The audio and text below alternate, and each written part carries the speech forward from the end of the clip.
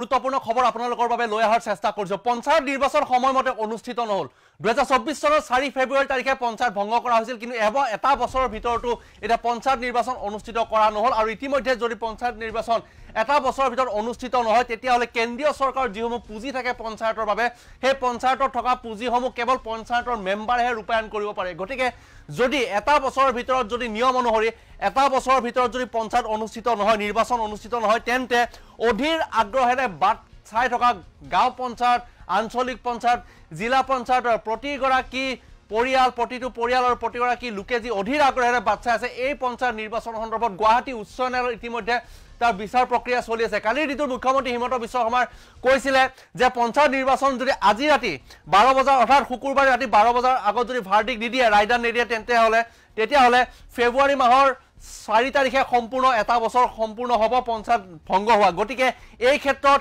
এতিয়া পঞ্চায়ত নিৰ্বাচনক লৈ মুখ্যমন্ত্ৰী বনান অধিবক্তা জ্যেষ্ঠ অধিবক্তা হাফিজ ৰছিদ আহমেদ চৌধুৰীয়ে মুখ্যমন্ত্ৰীৰ সেই মন্তব্যৰ বিৰুদ্ধে সংবাদমেল অনুষ্ঠিত কৰি পঞ্চায়তক লৈ যি কথা কৈছিলে সেই মন্তব্যৰ বিৰুদ্ধে জাঙুৰ খাই উঠিছে কেৱল সিমানে নহয় প্ৰদেশ কংগ্ৰেছৰ সভাপতি ভূপেন বৰাইৰো খুবত ফাটি পৰিছে কাৰণ পঞ্চায়ত ইলেকশ্যন যেনেকে নহওক কংগ্ৰেছ চৰকাৰে থাকোতে কংগ্ৰেছে অনুষ্ঠিত কৰিছিলে কিন্তু বিজেপি চৰকাৰ থাকোতে অহাৰ পিছত পঞ্চায়ত ভংগ হোৱাৰ পাছতো কিয় পঞ্চায়তৰ পুনৰবাৰ গঠন কৰি পুনৰ সীমা নিৰ্ধাৰণ কৰি পঞ্চায়ত নিৰ্বাচন অনুষ্ঠিত কৰিব বিচাৰে ইয়াৰ অভিযোগ কি ভূপেন বৰাৰ অভিযোগ যে হিমন্ত বিশ্ব শৰ্মা চৰকাৰে পঞ্চায়ত নিৰ্বাচন অনুষ্ঠিত কৰিব নিবিচাৰে গতিকে যদি পঞ্চায়ত নিৰ্বাচন অনুষ্ঠিত নহয় যদি মেম্বাৰ নহয় যদি পঞ্চায়তৰ মেম্বাৰ নহয় তেতিয়াহ'লে গ্ৰামাঞ্চলৰ যিসমূহ উন্নয়নমূলক কাম কাজবিলাক স্থগিতাদেশ জাৰি কৰা হ'ব কাৰণ বন্ধ হৈ যাব 1000 কোটিৰো অধিক টকা পঞ্চায়তৰ নামত আহে প্ৰতিখন পঞ্চায়তৰ নামত আহে গ্ৰামোন্নয়ন পঞ্চায়তৰ গ্ৰামোন্নয়ন বিভাগত আহে প্ৰতি বছৰে গতিকে এইসমূহ ৰূপায়ণৰ ক্ষেত্ৰত কেৱল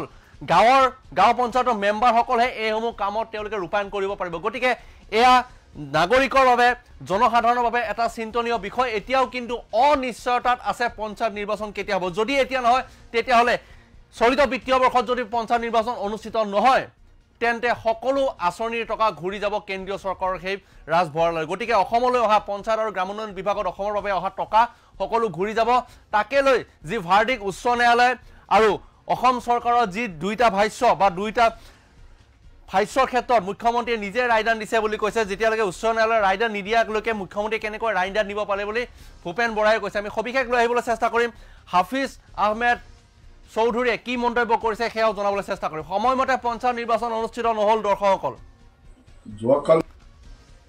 আৰু মুখ্যমন্ত্ৰীৰ বিৰুদ্ধে ক্ষোভ বিৰোধীৰ লগতে অধিবক্তাৰ তেওঁলোকে ক্ষোভ উজাৰিছে গুৱাহাটী উচ্চ ন্যায়ালয়ৰ জ্যেষ্ঠ অধিবক্তা হাফিজ ৰছিদ চৌধুৰীয়ে ভাষ্য প্ৰদান কৰিছে কি ভাষ্য প্ৰদান কৰিছে তেওঁ সংবাদমেল অনুষ্ঠিত কৰিছিলে প্ৰয়োজনত পূৰ্বৰ সীমা অনুসৰিয়ে অনুষ্ঠিত কৰক নিৰ্বাচন পঞ্চায়ত নিৰ্বাচনৰ বাবে কৈছে প্ৰয়োজনত পূৰ্বৰ সীমাই থাকক বাহাল থাকক পঞ্চায়ত নিৰ্বাচনক লৈ ৰাজনীতি কৰিছে ৰাজ্য চৰকাৰে এয়াও এটা গুৰুত্বপূৰ্ণ অভিযোগ আৰু গুৱাহাটী উচ্চ ন্যায়ালয়ত ৰুজু হৈ আছে 42খন লেখ আবেদন তাৰে 9খন লেখ আবেদনৰ উকালতি কৰিছে হাফিজ ৰছিদ আহমেদ চৌধুৰীয়ে কেৱল কৰিমগঞ্জৰে গোচৰ নাই বিভিন্ন জিলাৰ গোচৰ চলি আছে উচ্চ ন্যায়ালয়ত প্ৰয়োজন হলে সুপ্ৰিম কোৰ্ট পৰ্যন্ত যাব কংগ্ৰেছে পঞ্চায়ত গঠনত যথেষ্ট খেলিমেলি আছে ইয়াৰ পৰা দুঘৰ তাৰ পৰা দুঘৰ তেনেকৈ পঞ্চায়ত গঠন কৰা হৈছিল উচ্চ ন্যায়ালয়ৰ ৰায়দান নিদিয়াকৈ মুখ্যমন্ত্ৰীয়ে কিয় ৰায়দান দিছে বুলি মন্তব্য কৰিছে ভূপেন বৰাই 2024 চনৰ 4 ফেব্ৰুৱাৰীত ভংগ কৰা হৈছিল অসমৰ প্ৰতিখন পঞ্চায়ত এবছৰৰ ভিতৰত নিৰ্বাচন অনুষ্ঠিত নহলে চৰকাৰে হেৰুৱাব 1000 কোটি টকাৰ অধিক টকা যিসমূহ পুঁজি আহে চৰকাৰৰ ফালৰ পৰা কেন্দ্ৰীয় চৰকাৰ আঁচনি ৰূপায়ণ কৰিবলৈ এতিয়া পঞ্চায়ত নোহোৱা হৈছে অৰ্থাৎ মেম্বাৰ নাই মানে পঞ্চায়ত নাই নিৰ্বাচন নহলে বন্ধ হ'ব কেন্দ্ৰীয় চৰকাৰৰ সকলো আঁচনি বিত্তীয় বৰ্ষ চলিত বিত্তীয় বৰ্ষ কাৰণ এটা বছৰ বাদ পৰি যদি নিৰ্বাচন অনুষ্ঠিত হয় 4 ফেব্ৰুৱাৰী তাৰিখে যেহেতু নিৰ্বাচন অনুষ্ঠিত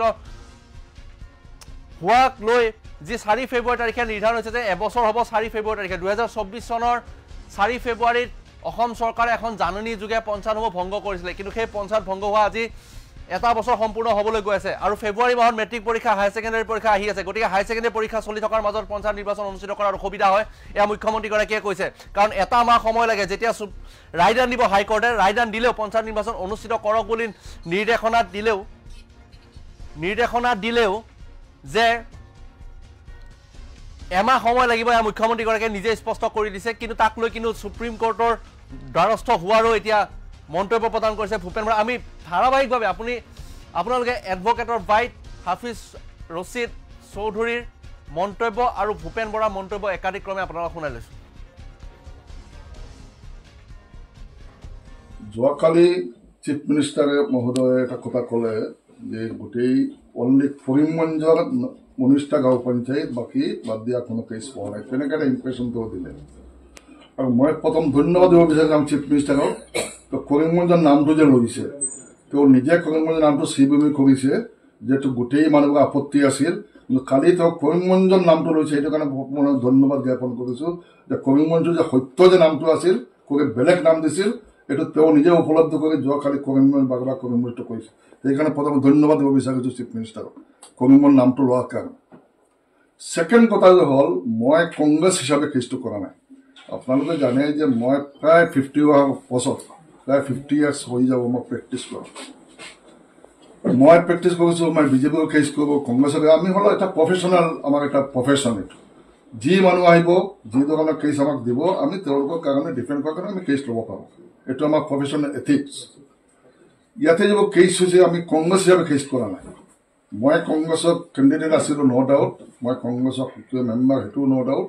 কিন্তু পঞ্চায়তৰ যে কেছবোৰ হৈছে, এটা ইণ্ডিভিজুৱেল বিভিন্ন পঞ্চায়ত, বিভিন্ন ডিষ্ট্ৰিক্টৰ মানুহ আহিছে, বিভিন্ন LSC আহিছে, তেওঁলোকক ইণ্ডিভিজুৱেলি তেওঁলোকে আমাক ইংগেজ কৰিছে এজ এন এডভোকেট, সেই হিচাপে আমি কৰিছোঁ। গতিকে তেওঁ এটা কথা কৈছে, সেইটো কাৰণে আমি আপোনালোকক মাতিছোঁ যে এই কথাৰ সম্পূৰ্ণ তেওঁ হোমৱৰ্ক কৰা নাই, হোমৱৰ্ক নকৰাকৈ এইবোৰ কথা কৈছে। এজন দায়িত্বশীল চিফ মিনিষ্টাৰ, তেওঁ যিজনে নিজকে নিজে একদম মেইন হেৰি বুলি ভাবে, তেওঁ এবাৰ তেনেকৈ ভাবে। কাৰণ তেওঁ নিজে ডিক্লেৰেশ্যন দি দিছিলে, মই 9-10 তাৰিখ একদম দিম, ইয়াত 12 ফেব্ৰুৱাৰী আগত ইলেকশ্যন কমপ্লিট কৰি দিম। এই যে কথাবোৰ তেওঁ কৈ থাকে, তেওঁ নিশ্চয় জানিব লাগে। তেওঁ নিজৰ এজন আইনৰ ছাত্ৰ, আইন পঢ়া শুনা কৰিছে। তেওঁ, মই ভাবোঁ তেওঁ এইবোৰ নাজনাকৈ কথা নাই। তেওঁ যে এইবোৰ কৈ দিয়ে, মই 12 তাৰিখৰ আগত ইলেকশ্যন কৰিম, মডেল কোড অফ কণ্ডাক্ট পৰ্যন্ত আউট হৈ যায়। ইলেকশ্যন যেতিয়া নটিফিকেশ্যন হয়, তেতিয়া মডেল কোড অফ কণ্ডাক্ট হয়। 6 তাৰিখ মডেল কোড অফ কণ্ডাক্টটো মানে তেওঁলোকে ড্ৰাফ্টটো ওলাই দিয়ে, যদিও এফেক্টত অহা নাই, কিন্তু সেইটো হেৰি কৰি দিয়ে। আৰু তেওঁ কৈ দিলে 12 তাৰিখ আমি শেষ কৰিম, কেছ পেণ্ডিং আছে হাইকোৰ্ট। 9টা কেছত এটা বস্তু ক্লিয়াৰ হৈ যাব আপোনালোকে, যে 9টা কেছত হাইকোৰ্টে ষ্টে দিছিল। ইনিচিয়েল যিবোৰ কেছ হৈছিল, টোটেল 9টা কেছত। তাৰ মাজত 9টা কেছত মৰিগাঁও আছে, নোৱাগাঁও আছে, কৰিমগঞ্জ আছে, হাইলাকান্দি আছে, কাছাৰ ডিষ্ট্ৰিক্ট আছে। এই 9টা কেছত হাইকোৰ্টে ষ্টে দিছিল। দি হাইকোৰ্টে কৈছিল যে 17 তাৰিখে এটা অৰ্ডাৰ দিছিল হাইকোৰ্টে, যে তোমালোকে যেতিয়ালৈ কোনো কোৰ্টৰ পাৰ্মিশ্যন নোলোৱাকৈ তোমালোকে নটিফিকেশ্যন ইছ্যু কৰিব নোৱাৰিবা। তেওঁলোকে 29 তাৰিখে এটা কেছ ফাইল কৰিলে যে আমাক পাৰ্মিশ্যন লাগে, আমাক আপোনালোকে অনুমতি দিয়ক, আমি ইলেকশ্যন নটিফাই কৰিম। আমি আৰ্গুমেণ্ট কৰিলোঁ যে গোটেই ডিলিমিটেশ্যন প্ৰচেছ যিটো, আমি কোৰ্টক ক'লোঁ যে আমি বিচাৰিছোঁ এজন concern citizen of the country, concern citizen of the resident of Assam, আমি বিচাৰিছোঁ ইলেকশ্যনটো হ'ব লাগে। এই ইলেকশ্যন হ'ব লাগে, আমাক কোনো অসুবিধা নাই, এদিনে হ'ব লাগে, ইলেকশ্যনটো হ'ব লাগে। এইটো আমাৰ প্ৰত্যেকৰ দায়িত্ব আছে। এটা চেল্ফ গভৰ্ণমেণ্ট পঞ্চায়ত ছিষ্টেম, গান্ধীজীৰ যিটো সপোন যিটো আছিল, যে এটা চেল্ফ লোকেল গভৰ্ণমেণ্ট বুলি কোৱা হয়, মানুহে মানুহক নিজৰ এডমিনিষ্ট্ৰেশ্যনটো কৰিব। আমিও কৈছোঁ ক্লিয়াৰলি আমি বিচাৰোঁ, কিন্তু যিটো নিয়ম আছে ডিলিমিটেশ্যন, আপোনালোকে জানে 2টা বস্তু কথা আমি বেছি হেৰি কৰিছোঁ। এটা আপোনালোকে জানে এমেণ্ডমেণ্ট কৰি ছেকশ্যন 3A ডিলিমিটেশ্যন কষ্ট বনাইছে তেওঁলোকে এটা কমিটি। তাতে কৈছে যে এই গোটেই ইলেকশ্যনৰ প্ৰক্ৰিয়াটো ডিলিমিটেশ্যন কমিশ্যনে কৰিব, ডিলিমিটেশ্যন কমিশ্যনে কৰিব। আৰু ডিলিমিটেশ্যন কোন কোন থাকিব? ডিষ্ট্ৰিক্ট কমিশ্যনাৰ থাকিব, চিফ এক্সিকিউটিভ অফিচাৰ, জিলা পৰিষদ থাকিব, ইলেকশ্যন অফিচাৰ থাকিব। এই যে থাকিব, চিম্পলি এনেকৈ কৰি দিলে।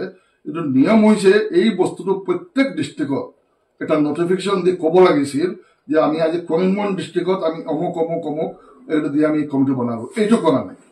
আইনত লিখা আছে যে এনেকৈ কৰিব লাগে, কিন্তু সেইটো তেওঁলোকে কৰা নাই। ছেকেণ্ড কথা যিটো হৈছে ছেকশ্যন 5, যিটো ভেৰি ইম্পৰ্টেণ্ট, যিটো আমি গোটেই কেছটো আছে 6,500, maximum 11,500। C category minimum 6,000, maximum 9,200। এই যে কেটেগৰী যিটো হ'ব, কম হ'ব নোৱাৰিব, তাতে বেছি হ'ব নোৱাৰিব। এইটো কেতিয়া হ'ব? যেতিয়া ডিষ্ট্ৰিক্টে তোমালোকে কেটেগৰী কৰিবা। ছাপ'জ কামৰূপ ডিষ্ট্ৰিক্ট, মুকালমা পৰি যাব। মুকালমা যদি কামৰূপ আমিনগাঁৱত পৰে, আমিনগাঁও কোন কেটেগৰীত হৈছে, সেই হিচাপে এই যে 10,800, 500 এইটো হ'ব। এইটো তেওঁলোকে কোৱা নাই, এইটো মেণ্ডেটাৰী।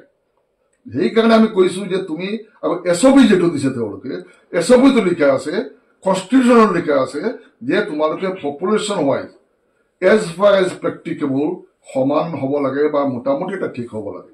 তেওঁলোকে কৰিছে কি, কিছুমান এৰিয়াত কৰিছে, ইয়াতে আছে এ কেটাগৰী, তেওঁলোকে ধৰি লৈছে যে এটা এ কেটাগৰী, ছাপ'জ এই ৰঙিয়া এ কেটাগৰী, ৰঙিয়া এ কেটাগৰী, কিন্তু ডিষ্ট্ৰিক্ট যে নলবাৰী হ'ব বা ডিষ্ট্ৰিক্ট কামৰূপ হ'ব, ডিষ্ট্ৰিক্টটো কেটাগৰী কৰা নাই। এটা পাৰ্টিকুলাৰ পঞ্চায়তত তেওঁলোকে এটাত দি দিছে 5,000 মাত্ৰ, এটাত 18,000, কোনো কেটেগৰীত নপৰে, মিনিমামত নপৰে, মেক্সিমামতকৈ বেছি হৈ গৈছে। এই যে খেলি মেলি যিটো কৰিছে, কমপ্লিটলি তেওঁলোকৰ আইন, তেওঁলোকৰ SOP, তেওঁলোকে যিটো দিছে সেইটো ভায়লেট কৰিছে। তোমালোকে যিটো ভায়লেট কৰিছা কেনেকৈ, তোমালোকে কি কাৰণে হেৰি কৰি আছা। আৰু ছেকেণ্ড কথা হ'ল, আজি কোৰ্টে ষ্টে দিছে।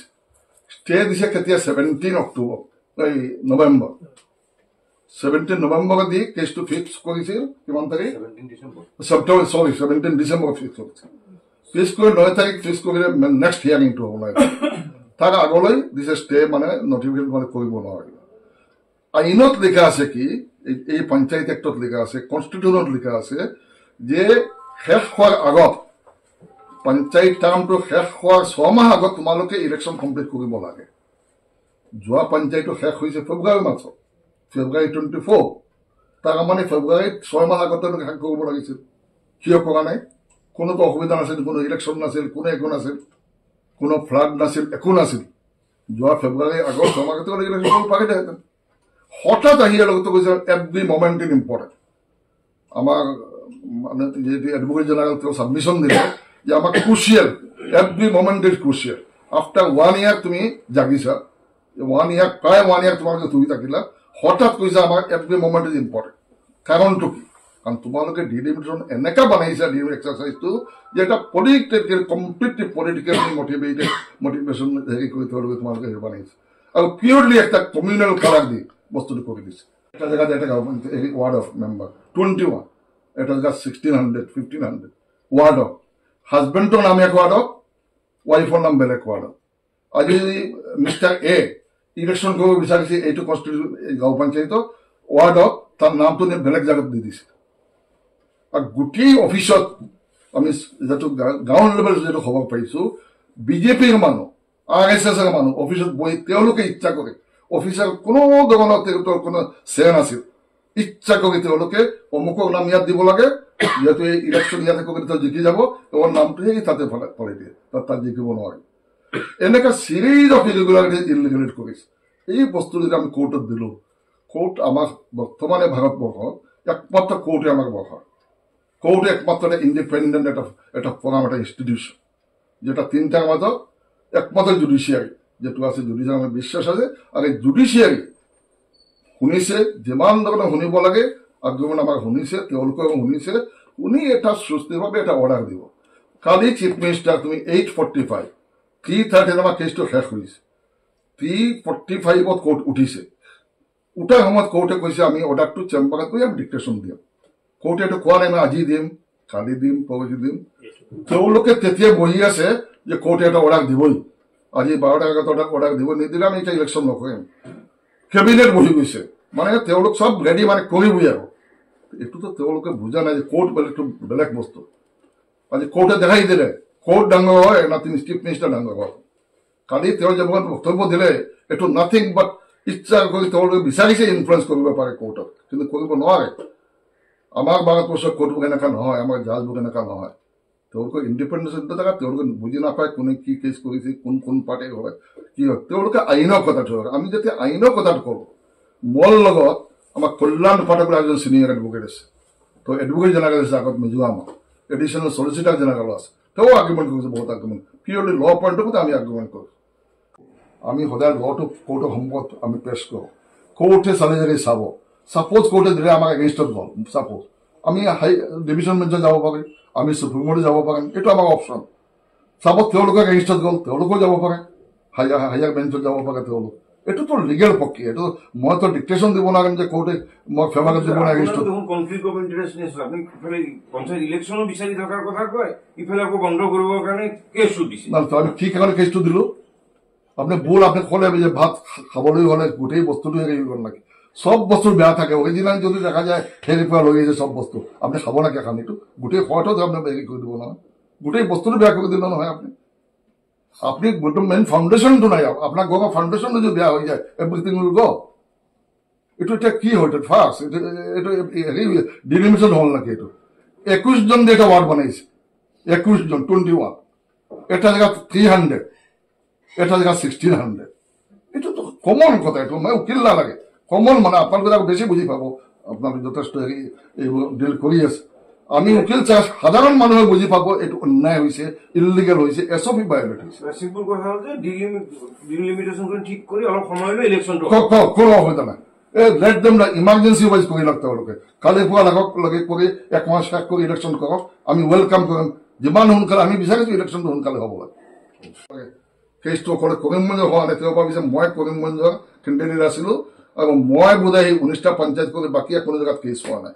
গতিকে মই অনুৰোধ কৰিম এজন চিফ মিনিষ্টাৰ এটা ৰেছপনচিবল চিফ তেওঁ আমাৰ চবক চিফ মিনিষ্টাৰ তেওঁ এনেকুৱা বক্তব্য যাতে দিয়ে এটা হোমৱৰ্ক কৰি দিলে আমি ভাল পাম আৰু এনেকুৱা ষ্টেটমেণ্ট যাতে নিদিয়ে যিটো তাৰ হাঁহিৰ পাত্ৰ হয় তেওঁ তো তোমালোকে ডিক্লেয়াৰ কৰিব লাগিব Kamrup suppose Kamrup district A category B category C category 3টা কেটেগৰী আছে ফাৰ্ষ্টত তুমি ডিষ্ট্ৰিক্টটো ডিক্লেয়াৰ কৰিবা A category Kamrup district Morigaon district B category Nagaon district C category এই ডিষ্ট্ৰিক্ট কেটেগৰী কাৰ্ড পাছত এই হিচাপে যিটো ডিষ্ট্ৰিক্ট থাকিব তাকে পঞ্চায়তত কিমান নাম্বাৰ হ'ব মেক্সিমাম মিনিমাম হ'ব 10,200 বাকী থাকি যায় তেওঁ এই বাকীবোৰ এটা ইনফ্লুৱেঞ্চ কৰিব নহয় আৰু মেইন হ'ল ডিলিমিটেডৰ ওপৰত ডিপেণ্ড কৰে বস্তুটো এতিয়া গাঁও প্ৰব্লেমটো ক'ত হৈছে এটা গাঁও পঞ্চায়তত আপোনালোকে জানে ইয়াতে যিটো লিমিটেশ্যন দিছে এই লিমিটেশ্যন দিছে ছাপ'জ 13,800 মেক্সিমাম এতিয়া 30,800 এটা পঞ্চায়তত গ্ৰাণ্ট দিলে ছাপ'জ 5 crores rupees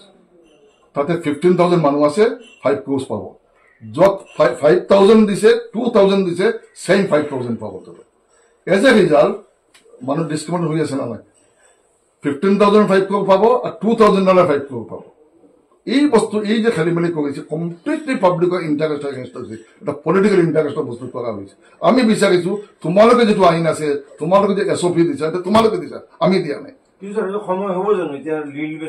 এইটো আমি বিচাৰিম পৰা 15 days কৰি লোৱা হেৰি কৰি দেখি আছে খেলি মেলি শেষ কৰি দিলে হৈ যায় দেৱ খেলি মেলি হৈছে আৰু তেওঁলোকে এইটো কৰিব লাগে ইলেকশ্যন কমিশ্যন গোটেই বস্তুটো দেখা যায় আমাৰ চিফ মিনিষ্টাৰে এইটো ডিক্টেট কৰি আছে হয়তো এই ছেকশ্যন 3A যিটো কেবিনেট এ যিটো আছে এইটো যে ৰাখিছে ডিষ্ট্ৰিক্ট কমিশ্যনাৰ হ'ব এইটো চেয়াৰমেন হ'ব আৰু হেৰি হ'ব ডিষ্ট্ৰিক্ট কমিশ্যনাৰ হ'ব চেয়াৰমেন CEO জিলা পৰিষদ হ'ব মেম্বাৰ ছেক্ৰেটাৰী আৰু ইলেকশ্যন অফিচাৰ হ'ব মেম্বাৰ 3জনীয়া কমিটি এই কমিটিটো বনাব লাগিব না এই ডিষ্ট্ৰিক্টত কোন কোন হ'ব ইলেকশ্যনৰ যদি নটিফিকেশ্যন হয় এইটো election government cannot do government shell ইয়াতে লিখা আছে government shell constitute in every district এইটো গভৰ্ণমেণ্টৰ কাম মানে PNID ডিপাৰ্টমেণ্টৰ কাম তেওঁলোকে কৈছে গোটেই অসমত এখন এছঅপি দি দিছে এনেকৈ অমুক অমুক হ'ব তেওঁলোকে নিয়মমত হৈছে পাৰ্টিকুলাৰ প্ৰত্যেক ডিষ্ট্ৰিক্টত হেৰি কৰিব লাগে ছেকেণ্ডলি তেওঁলোকে এইটো এমেণ্ডমেণ্ট 23 এমেণ্ডমেণ্ট 23 এমেণ্ডমেণ্টত এইবোৰ বস্তু দিছে তেওঁলোকে এই ডিষ্ট্ৰিক্টত আমি অমুক অমুক দি আমি কনষ্টিটিউট কৰিলো ডিলিমিটেড কমিশ্যনটো ডিষ্ট্ৰিক্টত DC হ'ব CO হ'ব অমুক হ'ব হেৰি হ'ব এনেকুৱা নহয় এইটো আইনমত হ'ল প্ৰত্যেক ডিষ্ট্ৰিক্ট ৱাইজ এইটো দিব লাগে আৰু ছেকেণ্ড যিটো ইণ্টাৰনেশ্যনেল মেইন যিটো প্ৰব্লেম ওই যে ছেকশ্যন 5 ওই যে district A B C district category কৰিব লাগে তাৰপিছত পঞ্চায়ত কেটেগৰী হ'ব এইটো কৰা নাই স্পেচিয়েল কমিশ্যনাৰ আছে PNID ডিপাৰ্টমেণ্ট এইটো আমি ধৰি ল'ব PNID ডিপাৰ্টমেণ্ট এইটো ক'লে হৈ যাব আৰু ছেকশ্যন 5 যিটো মেইন যিটো ইম্পৰ্টেণ্ট সেইটো ষ্টেট গভৰ্ণমেণ্টে কৰিব লাগিব ওই যে category of the district main এইটো ডিভিজনৰ কমিশ্যনতকৈ মেইন হৈছে এইটো গুচি গ'লে এটা কোনোটাই নোহোৱা নাই এভৰিথিং গ'জ না তেওঁলোকে ক'ব নালাগে এই যিজনে এইটো কৰিব ষ্টেট গভৰ্ণমেণ্ট মানে PNID ডিপাৰ্টমেণ্টৰ যিটো কমিশ্যনাৰজন থাকিব তেওঁ ইছ্যু কৰিব তেওঁ ইছ্যু কৰি ক'ব যে কামৰূপ ডিষ্ট্ৰিক্টত আমি এইটো দিলোঁ ডিলিমিটেশ্যন কমিশ্যনটো 6 মেম্বাৰ কিবা কমিটি এইটো ডিলিমিটেশ্যন অৰ্ডাৰটো দিব ষ্টেট গভৰ্ণমেণ্ট ইলেকশ্যন দিব ইলেকশ্যন কমিশ্যন বুজি পাইছে নাই কথাটো দুটা কথা ইয়াতে ষ্টেট গভৰ্ণমেণ্ট লিখা আছে ষ্টেট গভৰ্ণমেণ্ট চেল্ফ কনষ্টিটিউশ্যন নহয় মইতো মই কেইটা কেছ মই 9টা কেছ কৰিছোঁ টোটেল 9টা কেছ মোৰ হাতত আছে বাকীবোৰ মন নহয় মই তাতে লখিমপুৰ কেছ মোৰ তাতে আছে কাছাৰৰ কেছ মোৰ তাতে আছে হাইলাকান্দি কেছ আছে দৰং ডিষ্ট্ৰিক্টৰ কেছ আছে টোটেল 42 কেছ এতিয়ালৈ যিটো হৈছে তাত মাত্ৰ 9টা কেছ মই চলাই আছোঁ আৰু তো বেলেগ বেলেগ উকিল আছে কিন্তু এইটোতো দেখা গৈছে যে ৰাজ্য চৰকাৰে খৰদৰকে দেৰিকে হলেও পাতিবলৈ না কথা আমি কোনো আপত্তি কৰিছোঁ আমিতো বিচাৰিছোঁ মই যদি কওঁ এতিয়া কংগ্ৰেছৰ আমি যদি কওঁ এতিয়া ইমান সময় আমি উকিল হিচাপে কৈছোঁ চাপোজ কংগ্ৰেছৰ আমিতো বিচাৰিছোঁ আমাৰ পাৰ্টি ৰেডি হেৰিৰ কাৰণে আমি কৈছোঁ ইলেকশ্যন হ'ব নালাগে তুমি যি ইচ্ছা কৰিবা হেৰি হৈ যাব ডিলিমিটেশ্যন এইটোতো মানিব নোৱাৰা নহয় আমি এটা আইনৰ কাৰণ চলি আছে ৰুল অফ ল চলি আছে নহয় তুমি যি ইচ্ছা যেনেকৈ ইচ্ছা কৰিবা মানে যিখনত যেনেকৈ কি কাৰণে উঠাম মই তুমি অন্যায়ৰ বিৰুদ্ধে আমি আহিছোঁ আমি ইয়াতে কংগ্ৰেছ কমিউনিটি বিজেপি বুজি তেওঁ এই যে কেছ কৰিছে তাৰ মাজত বিজেপিৰ উকিলো আছে বিজেপি পন্থী উকিল আছে কেছ নুঠালে আকৌ ইলেকশ্যন নহ'ব কোনটো ইলেকশ্যন মষ্ট 9টা কেছ 20 চনৰ 4 ফেব্ৰুৱাৰী তাৰিখে অসম চৰকাৰে এক জাননী যোগে পঞ্চায়তবিলাক ভংগ কৰিছিল আৰু মাত্ৰ কেইদিনমান পাৰ হ'লে ফেব্ৰুৱাৰী মাহৰ 4 তাৰিখে অসমত পঞ্চায়ত ভংগ হোৱা এবছৰ হ'ল আৰু প্ৰায় 1000 কোটি টকা কেন্দ্ৰীয় চৰকাৰৰ 1000 কোটিতকৈ বেছি টকা কেন্দ্ৰীয় চৰকাৰৰ আবণ্টিত পঞ্চায়তত খৰচ কৰিবলগীয়া ধনৰাশি এবছৰ ধৰি অব্যৱহৃত হৈ আছে কাৰণ পঞ্চায়তৰ এক্ট অনুসৰি সেই বৃহৎ পুঁজি নিৰ্বাচিত প্ৰতিনিধিসকলেহে খৰচ কৰিব পাৰে এতিয়া অসম চৰকাৰৰ উদূৰদৰ্শিতা আৰু পঞ্চায়ত ব্যৱস্থাটোৰ প্ৰতি অসম চৰকাৰৰ যিটো অনীহা সেইটো কাৰণে এতিয়া প্ৰায় 1000 কোটি টকাতকৈ বেছি পইচা গ্ৰামাঞ্চলৰ উন্নয়নৰ কাৰণে কেন্দ্ৰই যিটো আমাক আবণ্টন দিছিলে সেই পইচা এতিয়া চৰকাৰে ঘূৰাই পঠাবলৈ বাধ্য হ'ব দ্বিতীয়তে এবছৰ 4 ফেব্ৰুৱাৰী মই আপোনালোকক হোৱাটছআপত জেবি আক্কা ডাঙৰীয়াৰ চাৰ্কুলাৰখন দি দিম 2024 চনৰ 4 ফেব্ৰুৱাৰীত ইলেকশ্যন ঘোষণা কৰাৰ পাছত যধে মধে পঞ্চায়তৰ ডিলিমিটেশ্যন কৰাৰ কাৰণে ৰাইজৰ মাজত খুব অসন্তুষ্টি বৃদ্ধি পোৱাটো স্বাভাৱিক মুখ্যমন্ত্ৰীয়ে ক'ৰবাত কৈছে যে কংগ্ৰেছৰ মানুহে কেছ কৰিছে অসমৰ প্ৰত্যেকখন পঞ্চায়তত কেছ হোৱা নাই আৰু সংবিধানে আমাক এটা মৌলিক অধিকাৰ দিছে যে চৰকাৰৰ যিকোনো সিদ্ধান্ত নাগৰিকৰ যিটো ফাণ্ডামেণ্টেল ৰাইটছ সেই ৰাইটছৰ অধীনত নাগৰিকে ন্যায়ালয়ত গৈ পেলাই তাক চেলেঞ্জ কৰিব প্ৰত্যাহ্বান জনাব পাৰে তাৰ কাৰণে কংগ্ৰেছ দলে কেতিয়াও সিদ্ধান্ত লোৱা নাই আমি পঞ্চায়ত নিৰ্বাচন সদায় পাতিছোঁ কংগ্ৰেছ এতিয়া শাসনত আছে আৰু আমি পঞ্চায়ত নিৰ্বাচন সদায় পাতিব বিচাৰোঁ কালি নিশা হিমন্ত বিশ্ব শৰ্মা ডাঙৰীয়াই কৈছে যে চৰকাৰবিলাকে সাধাৰণতে পঞ্চায়ত নিৰ্বাচন পাতিব নিবিচাৰে কিন্তু তেখেতে নিজৰ কথা কৈছে হিমন্ত বিশ্ব শৰ্মা ডাঙৰীয়াই নিজৰ কথা আৰু নিজৰ চৰকাৰৰ কথা কৈছে যে তেওঁলোকৰ যে ইলেকশ্যন পতাৰ ইচ্ছা নাই আৰু তেখেতসকলৰ মিত্ৰ দল অসম গণ পৰিষদ 85 চনৰ পৰা 5 বছৰ যেতিয়া ক্ষমতাত আছিলে পঞ্চায়ত নিৰ্বাচন পতা নাছিলে আৰু 96 চনৰ পৰা 2001 চনলৈকে যেতিয়া এজিপি ক্ষমতাত আছিলে তেতিয়াও অসম গণ পৰিষদে পঞ্চায়ত নিৰ্বাচন পতা নাছিলে আৰু কালি মুখ্যমন্ত্ৰী ডাঙৰীয়াৰ বক্তব্যত স্বতঃস্ফূৰ্তভাৱে মনৰ ভিতৰৰ কথাটো ওলাই গ'ল যে চৰকাৰবিলাকে পঞ্চায়ত নিৰ্বাচন পাতিবলৈ সাধাৰণতে নিবিচাৰে কিন্তু 91 চনত যেতিয়া আমাৰ হিতেশ্বৰ শইকীয়া ডাঙৰীয়া মুখ্যমন্ত্ৰী আছিলে অসমত কংগ্ৰেছৰ নেতৃত্বত পঞ্চায়ত নিৰ্বাচন হৈছিলে 2001 চনৰ পৰা যেতিয়া তৰুণ গগৈ ডাঙৰীয়া অসমত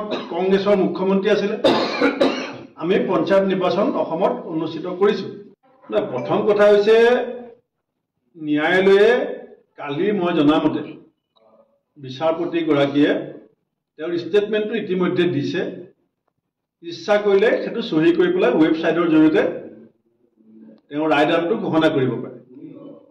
কিন্তু মূল কথাটো হৈছে যিসকল চৰকাৰী অধিবক্তা তেওঁলোকে এই কেছটোত পাৰ্টিচিপেট কৰি থকাৰ সময়তে মুখ্যমন্ত্ৰীয়ে কৈ দিলে যে এতিয়া ইলেকশ্যন নহয়, ইলেকশ্যন পিছুৱাই যাব।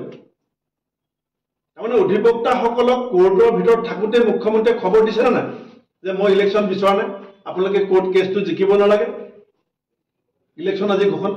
কিন্তু মুখ্যমন্ত্ৰীয়ে যেতিয়া ছাবজুডিচ মেটাৰ এটা হৈ আছে, জাজে ডিচিশ্যন দিয়া নাই, তাৰ আগতে মুখ্যমন্ত্ৰীয়ে সিদ্ধান্ত দিছে কালি যে ইলেকশ্যন সময়মতে নহ'ব, পৰীক্ষাৰ পাছত ইলেকশ্যন হ'ব। তাৰমানে তেওঁ ইলেকশ্যন বিচৰা নাই।